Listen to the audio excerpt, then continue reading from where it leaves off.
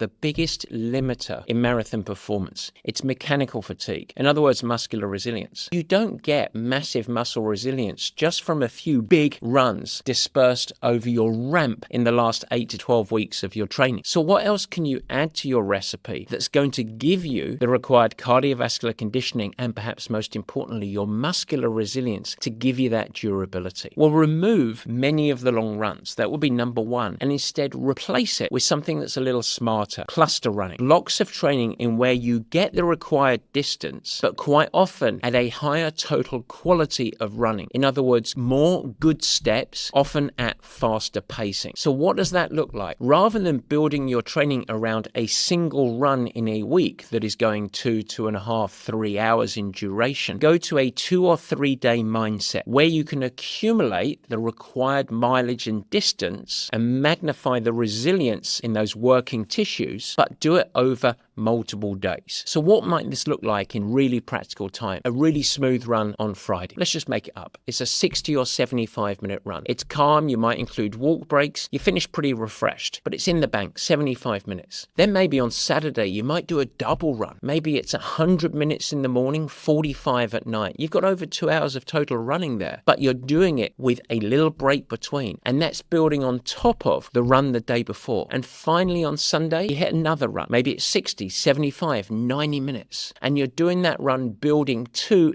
at or even above your goal marathon pace. Can you be running on that Sunday, day 3, with great form, great posture, great pace, and it's a bit challenging, but over the course of 3 days, you have almost for sure accumulated a marathon total's worth of running, or even more sometimes. But you're doing it with much less muscular damage, mostly because your running's done with your best form that you can do. You're not just surviving on the back third of a run. Instead, you're executing with intent. This creates a huge yield of confidence, familiarity, and understanding that your body is absorbing positive training where it is yielding adaptations. That's what you want to get.